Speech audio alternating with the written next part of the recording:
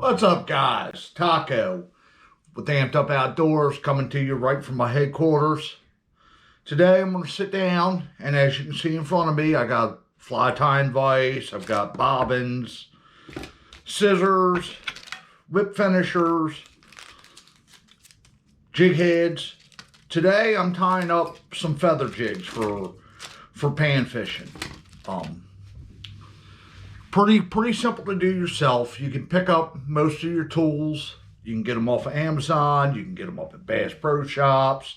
Some of your local shops, I believe Tockerman's has a pretty good fly selection. Will have the stuff to need it.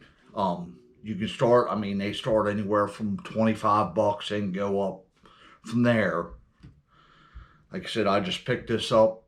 It's a little toolkit, it's a vise, come with all the tools. I want to say it was right around 35 bucks. Then you have your materials. Like I said, on that, I'm using saddle hackle. Like I said, this is like an olive green. I've got some white saddle hackle. I've got a little bit of crystal flash, just to add a little something extra to it. The jig heads I use, these are 1/64 ounce jig heads. I picked these right up at Bass Pro in their little White River fly shop. So we're gonna get this going. Show you how I make my own feather jigs for pan fishing. Stay tuned. Okay, to really get started, first thing I'm going to do is I'm going to pop one of these jig heads out, and I'm going to get that set in my vise. Like I say, I apologize for this. This is really all super tiny stuff, as you can see from me having my readers on. But to start off, I'm going to take my thread and kind of lock it onto the shank of the hook.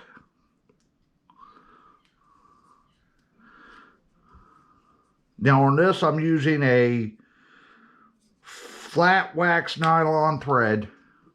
I just went up to Bass Pro Shops, hit their little White River fly shop up, and kind of picked up everything I wanted yesterday. I've been kind of nursing an injury, so I haven't been out and about fishing too much. But you wrap a good base layer onto your jig head. That's going to help get the feathers to stick.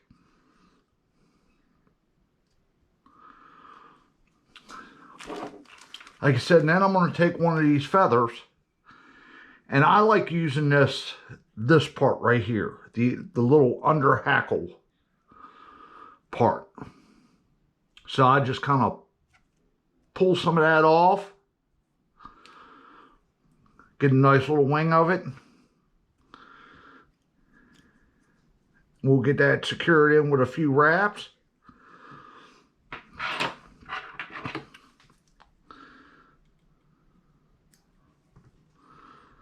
Kind of swivel around here, trim the little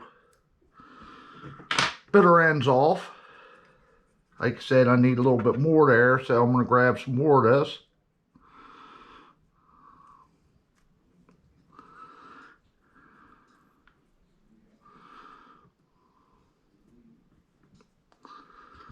The fun thing about doing this yourself is you can go as overboard as you want, or you can go as minuscule as you want. Like I said, sometimes when you buy jigs or shad darts that are pre-made, or someone else made, the hair may be a little sparse for your liking, or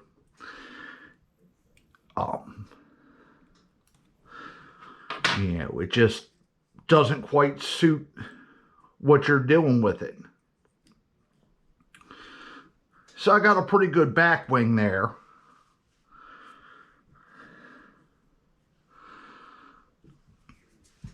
Like I said, then I want to rotate this around a little bit. Make sure we got all this stuff kind of wound down on there tight.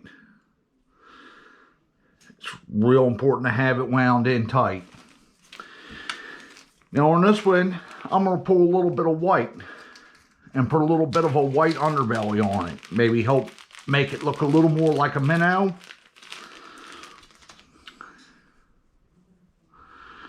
So I'm going to open this up here. And that one's not real good sharp looking.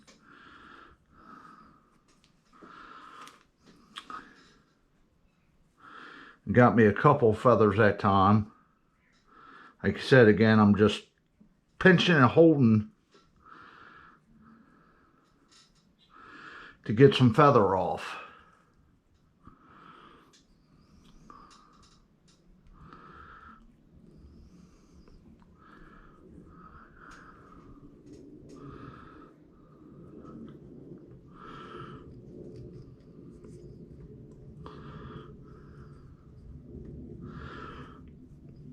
So we're going to get a little white in there. Like I said, a little sparse still, so I'm going to grab that again and grab a couple more.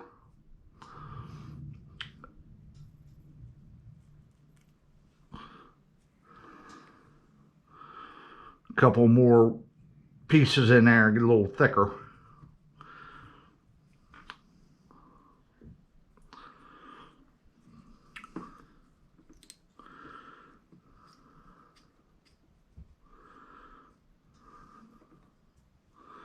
You know, but take your time. This is fun, and like I say, it's very satisfying to catch a fish on a jig that you did yourself.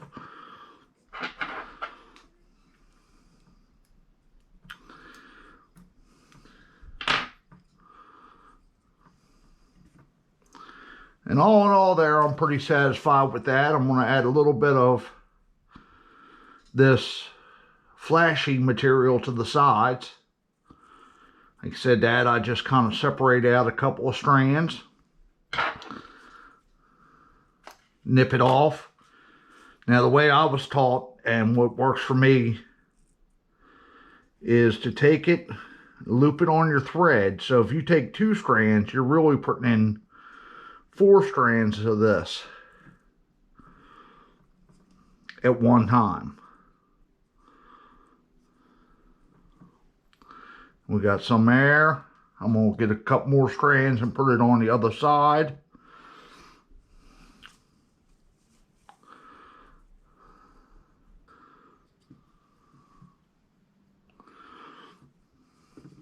Once we make sure we got everything wrapped in nice and tight.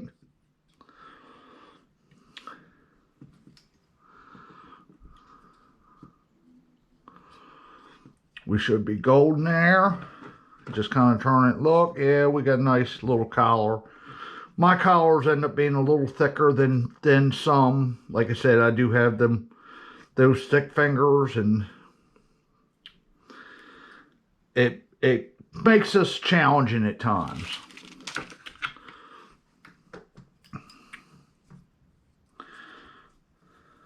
So now I want to get my whip finisher. That's this tool right here.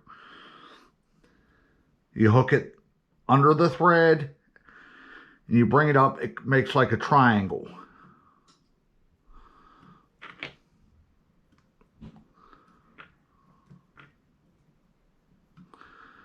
So all in all, I hope you guys kind of enjoyed this video on how to make your own hair jigs. I'll try to keep some fresh ideas up. Like I said, we might tie some shad darts up later or see what happens after this.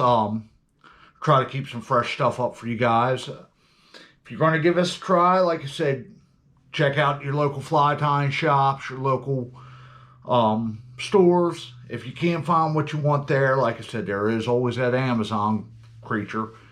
But go out there and get it done. Tie some jigs up, learn how to catch your own fish on your jig.